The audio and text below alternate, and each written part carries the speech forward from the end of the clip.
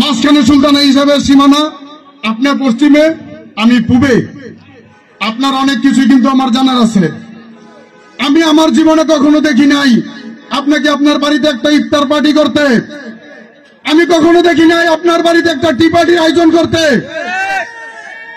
আপনি যখন এখন পরিচয় দিচ্ছেন আপনি স্বেচ্ছাসেবক দলের কেন্দ্রীয় নেতা ছিলেন, তখন আমার নেতা আজহারুল ইসলাম মান্নান সাহেব সোনারগাঁ থানার সাধারণ সম্পাদক ছিলেন। এখন উনি প্রমোশন হয়ে সোনারগাঁ থানা বিএনপির সভাপতি হয়েছেন।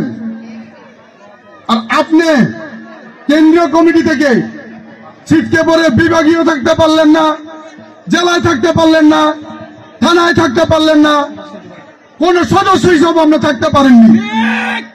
আপনার সাথে যারা রাজনীতি করেছে তারা এখন স্থায়ী কমিটির সদস্য হয়েছে।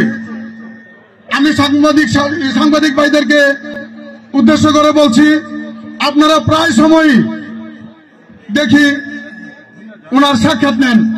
সেই সাক্ষাতে আমি বলবো, আমরা যারা রাজনীতি করি, যারা ব্যবসা করি, তাদের প্রত্যেকেরই একটা লক্ষ্য থাকে।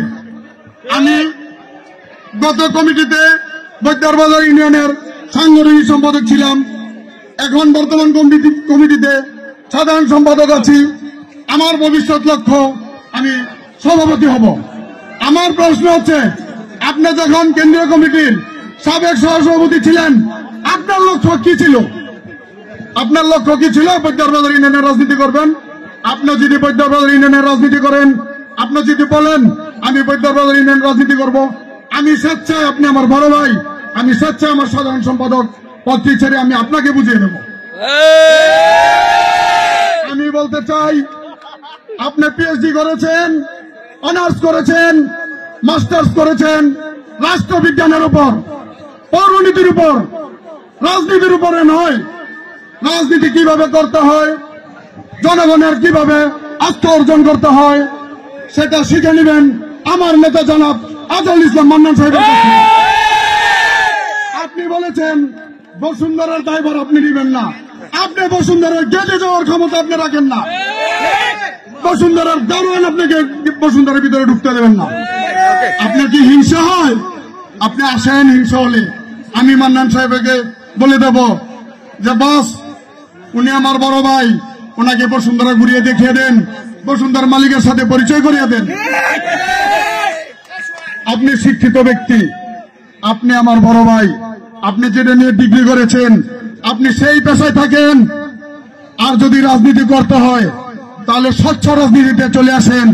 সোনারগাঁয়ের রাজনীতি তারেক রহমান, দেশ নেত্রী বেগম খালেদা জিয়া কেন্দ্রীয় ভাবে যাকে দায়িত্ব দিয়েছে তার ছায়ার তলে হয়ে রাজনীতি করেন। আপনাকে কে কোথায় থেকে রাজনীতি করে দায়িত্ব দিয়েছে সোনারগাঁয়ের? আপনি এটার জবাব দিবেন সাংবাদিক ভাইদের কাছে। আপনি কেন ছিটকে পড়েছেন কেন্দ্রীয় কমিটি থেকে? আপনার কেন প্রমোশন না হয়ে ডিমিশন হলো, সেটা সাংবাদিক ভাইদেরকে আমি অনুরোধ করছি সেই প্রশ্নটা ওনাকে করার জন্য। যাক, সংক্ষিপ্ত সময়ের ভিতরে আমি আর আমার বক্তব্য দীর্ঘ করলাম না। আমি সবাইকে